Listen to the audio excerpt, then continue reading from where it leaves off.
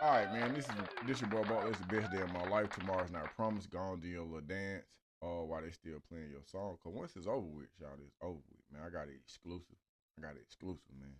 We coming live from the hospital, y'all. We in the hospital bed, man.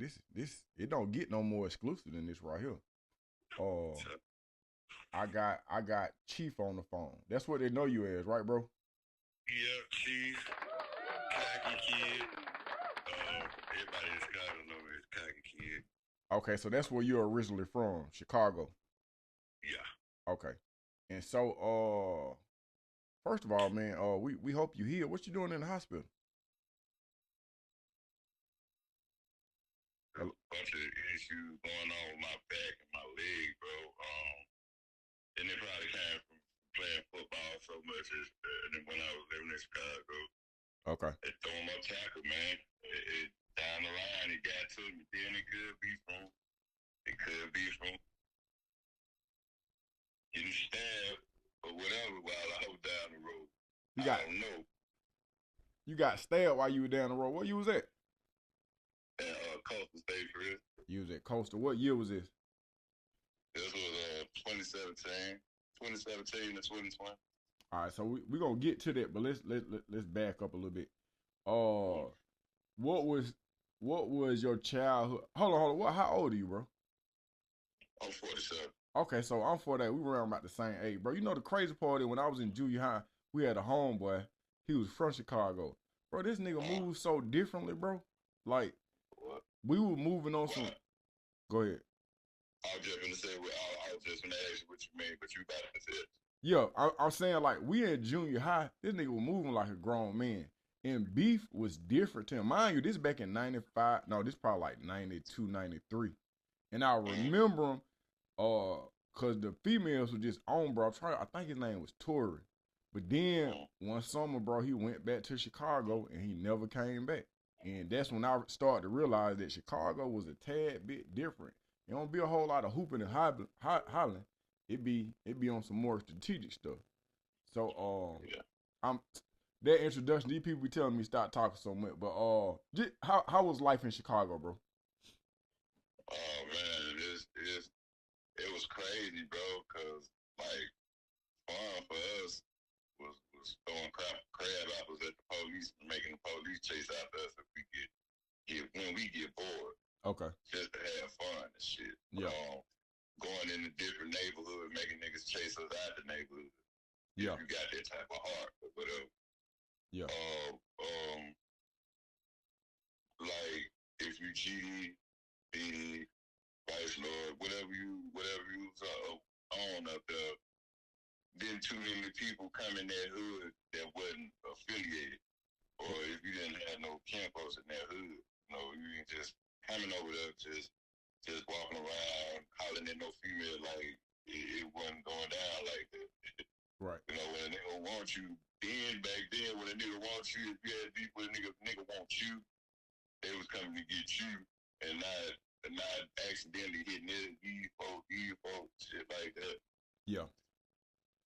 So they definitely move pretty different. Like we on security, like heavy. We believe in security real heavy. Okay.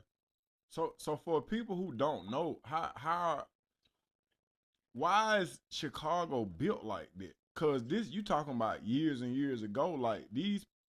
Well, I don't want to speak. I don't want to say nothing weird, but I'm starting to see that game mindset, that game mentality, or my perception of what the game mentality is. I'm starting to see it stretch its hands across the state of Georgia. But it seems like there's some places where this gang stuff really like originated. Can you speak on that and as far as what the protocol was and the origins of some of the misconceptions that we have? Well, um, first off, like you wasn't just being pulled into it. It was more so the guys gotta be able, they gotta be them observed. Like you couldn't just walk up and say, "Can I get in? can I be down? No shit like that. Yeah. You know, motherfuckers gotta serve you. Like for me, can you hear me? Yeah. Hello? Yeah, I can hear you. Can you hear me? What you say? Yeah, Hello? can you hear me? All right, now I can hear you. I got you. Okay. Yeah, so but for me it was like even when I was a neutron, what we call neutron. Well, neutron is a person that's not affiliated, period. Like a civilian. Yes, like civilian, basically. Um, and I was a neutron, At and what man, age? this was at like 15 for me. Okay. Yeah, so my partners, I had friends that I went to school with that got affiliated with the organization before I did. But I seen this stuff going on every day and shit like that, but it wasn't to the point where I'm like, damn, how can I get in this and how can I get in that or do this, do that? It was like they actually they observed me, and this was by accident because I got into it. Being a neutron, I got into it with one of the GDs, which was a dude that went to school with me, which was tripping. It's crazy, but I get into it with him, and I end up fighting him, and one of the other guys that was with him, I was supposed to fight him next, but the one of the guys that was supposed to have been a lit teacher, he observed me doing what I did to the first guy, and he was like, "Nah, you." The second guy, he wouldn't even let him fight. He was just like, "Nah, you good, bro." Yeah. So yeah, man, he was like, "Bro, you ain't got to worry about not coming out the door. You good. You good. You ain't got to be scared to do nothing. You good." So I'm like, I wasn't gonna be scared to go out the house no way. You know, I had to go get my mom some cigarettes and shit like that for the stove, and they stopped me like, you know, hey man, we observe you doing what you did, bro. And we commend you basically because you stood your ground as a neutron. So we respect civilians. Yeah. We respect the hell out of them. You know what I'm saying? Especially if they got hard to stand up. And basically he was like, man, if had you ever asked me have I ever thought about being down and da da da, I was like, not really, but I see the brothership and the love Okay. every day. I see the type of money y'all niggas get to every day. But you know, it wasn't never on my mind like that. Yeah. But now that you asking me, you know what I'm saying? Yeah, I could see myself, you know what I mean, being down. Yeah. And that's how I got in it. You know what I mean? They wanted me. It wasn't that I wanted them. Yeah. You know what I'm saying? So they seen in me, oh yeah, he gonna go. He gonna go no matter what. Yeah. So that's how that is. But the way they move, man, it is strategic. It's always been like that, bro. Like always been like that. The way you move is how you gonna live, how you gonna survive. To me though, coming from that way to the south to Atlanta, Yeah. it's to me they move different here than they do there. Okay. When did you come to Atlanta? I came to Atlanta in 1996. Oh, you came when it was fire hot too. Yeah, that was when I think that was y'all last freak week in '96. Yeah. Those are fact. That's the year I got locked up in '96 too. What? How did y'all get to Atlanta though? You know what? I heard about a guy named, a guy go by the name of KK. OGKK. Yeah, OGKK. I heard about him coming through and you know what I'm saying, putting guys down on game or whatever. Free OGKK, man. Nah, I was just talking to my listeners, man. I was saying free OGKK. Oh yeah, for sure. I wish I had got a chance to meet the guy, man. Yeah. Cause I like I said, I heard a lot about him coming. I heard a lot about him here. Yeah. I never got a chance to hear about him or see him period in Chicago. Gotcha. So and I think he might be older than me. Yeah. I'm 48. I think he is older than. He's definitely older than me, if I ain't mistaken. Yeah. So, but yeah, man. But it seemed like to me he moving a little bit different here than he Okay. was in Chicago.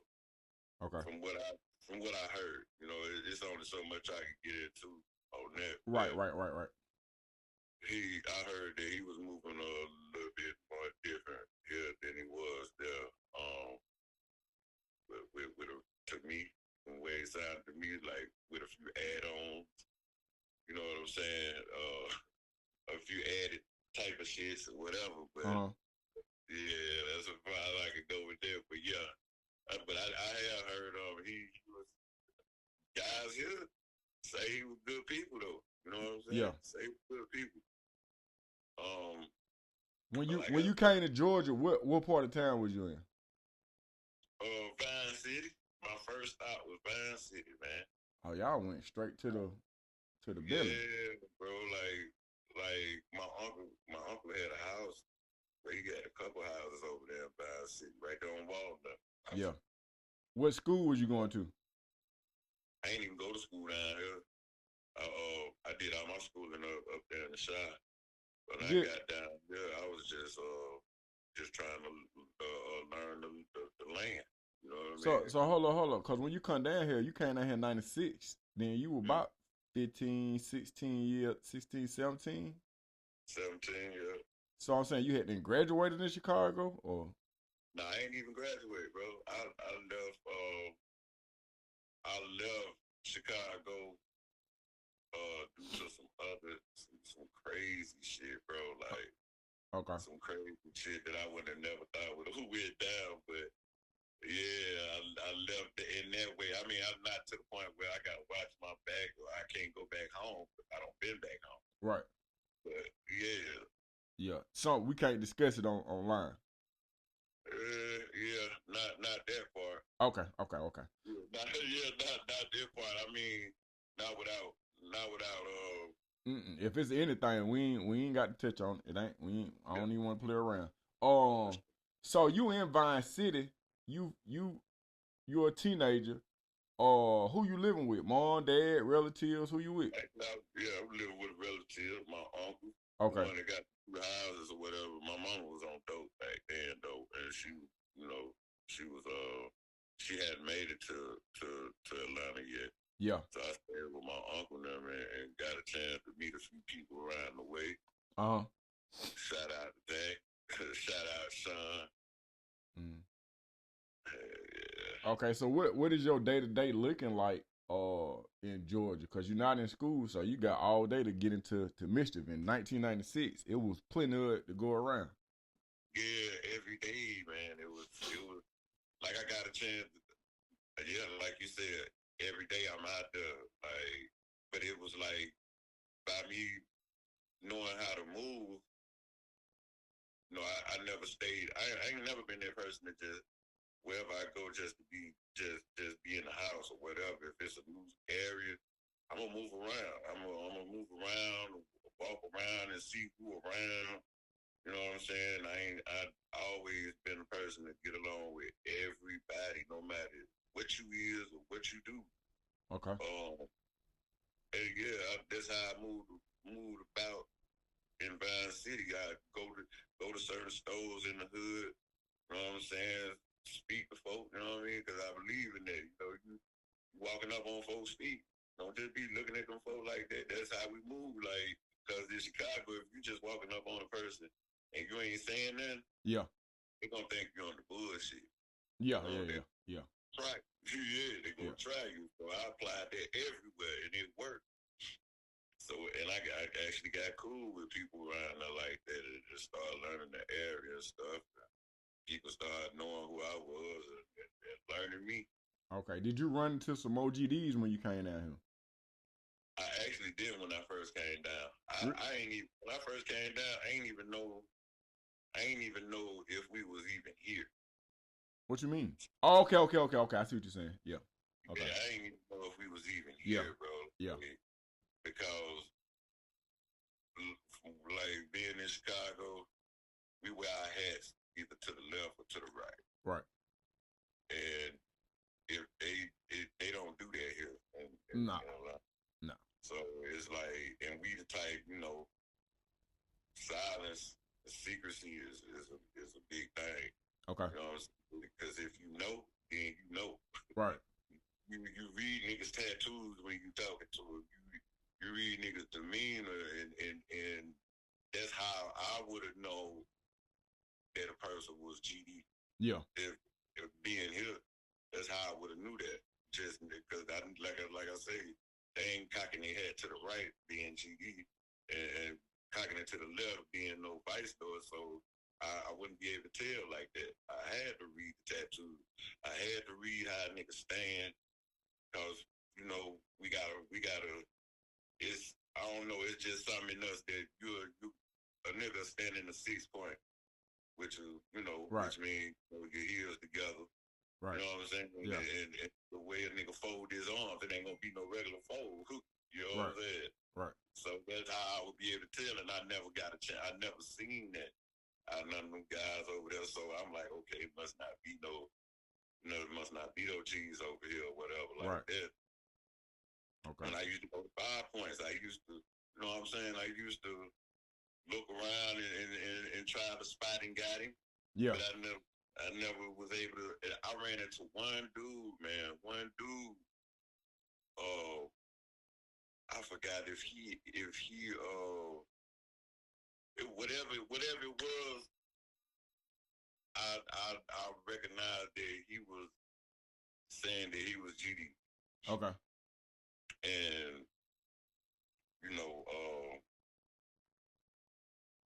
where I'm from, if you know your lit, then you got some type of position, then you able to question. Right. Question a nigga or whatever. Okay, I want to go back real quick, cause what gangs originated in Chicago for people who don't know, including myself? Black Disciples, Gangster Disciples, BGDs, Vice Lords, Mickey Cobras, Four Corner Hustlers,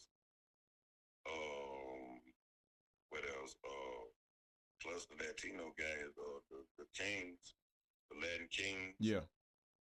It's some more besides the Latin Kings, but I never got into that because I never did go on this side of town. Nobody really been on their side of town like that. Not being no black person, but yeah, those were the originated gangs that came from Shop. Okay, so let me ask you. So why so many gangs originate in Chicago? Cause like when I think about like Georgia at that time, bro, I don't know if any gangs have actually originated here. What was going on in Chicago prior to the origin of these gangs that prompted them to to move the way that they was moving? Shit, man, it was more so Larry and David and them guys. They said that they wanted to get a youth something to do or kind of like help the hoods, the different hoods. Okay. And everybody didn't want to be up under one umbrella. Okay. You know what I'm saying? Yeah. Everybody wasn't trying to see the same type of sight that another person wanted to see. So they broke off the way they broke off. Okay. And like you had Errol Rookers and they really went. That was another. People will call it a game, but the Errol You said the L rookies? Station, man. Hold So on, bro. You saying the L rookies? L Rookins. L Rookins. What's that? Um, damn, what is the name? I want to say Larry Ford. He used to mess with the L Rookins, but he black, and I forgot my bad, Blackstones. I forgot all about y'all, and I shouldn't. I fuck with y'all. Yeah. UPSN, shout out to them guys, man. They originated from Chicago. Okay. They leader. He used to mess with the L Rickens. Jeff Ford. Okay. I've heard that name before. Yeah. Mind you, I'm a civilian. I don't know nothing, but I just try to learn because when you learn about people, then you have a better understanding. You don't make assumptions when you Yeah, now you talking about strategic. They was to me in my eyes, they was the most strategic, bro. Like they had like on Cottage Grove, off of Cottage. There's a street called Cottage Grove, Main Street. Okay. The low end. We call it the low end because of the street numbers. So that was like 39th Street on back to 22nd Street. Matter of fact, 47th on back to 22nd Street. But they was right there on 39th, like right off of Cottage Grove. Man, they had this building, this tall building, high-rise building. Okay. And they call it the Fort. And they call it the Fort because wasn't nobody getting in that building unless you was an L Rookie. Okay. Like wasn't even allowed to walk on that side of the street unless you was a L Rookie. That's how serious they was with it, man. Right. Like nobody really fuck with them guys. Nobody. I never heard of nobody fucking with them guys. Not even no Vice Lord, no GD, no none of them folks tried them people up like that. Right. Yeah. Okay. So, in Georgia, your team, you're in Vine City. It's a hot time. It's a hot place. And what does your day-to-day look like? Shit, my day-to-day was, because I ended up getting in school for going to GED classes or whatever. What, you remember what school that was? I get up, go to school at I think it was Atlanta Area Tech then. Hey, you know what? I went to Atlanta Area Tech, bro, when I came home from chain gang, because when you get a GED, you qualify for the Hope Scholarship. Shouts out to them people that gave me a financial aid check. I ain't know you can get that much money without putting a pistol on a nigga. That's the truth. Hey. Yeah. Yeah, so I was going to there. I go to school. Okay. Once I got out of school, or out of class, I go on Beale Avenue to I call him my big brother. He really my big cousin. He was in Atlanta before I got here. Okay. Over there on Beale Avenue, go over there and pretty much kick shit with him while he sell dope. Okay. So, and then I'm still on my street shit too now. So, you know, as soon as I got wind of motherfucker owing him money, like he was willing to still deal with these folks, but I'm on some. What you mean? This nigga ain't paid you yet. I'm finna beat this nigga ass. Yeah. You know, like there's a few times he had to keep me from beating a nigga ass because they owed him money and they gonna sit there and call themselves gonna try to sit there and come and still buy some more dope. Yeah. How that work? Yeah, exactly. How the fuck do that work without you getting your ass whooped? But bro was like, nah, don't fuck with him. Just let him. I'm finna show you how to deal with it. He let the dude come and fuck with him, and as soon as he put the money in his hand, he kept the money and didn't get him dope. And he just handled it like that. Like, nigga, you know you owe me, but you ain't finna get no dope for this money right now, nigga. We gonna put that on what you owe me. Yeah. I was ready to beat the man up. I ain't gonna even lie. I get it in blood. Fuck that money. And you still got them orders. Yeah. So you really on some enforcer type action. Man, I swear to God. And it made me want that. I was over there all the time, man. Every day I got out of class, I was over there. You know what I'm saying? Until he maybe went off to go do whatever he did, then I go back to Vine City. And the couple of people that I did meet, like I would give a shout out to Sean and dude Zach or whatever. They was over there doing their thing with the dude. And I go and just kick shit with them. I wasn't even trying to sell dope. I was just trying to learn my peoples around there. You know what I'm saying? Yeah.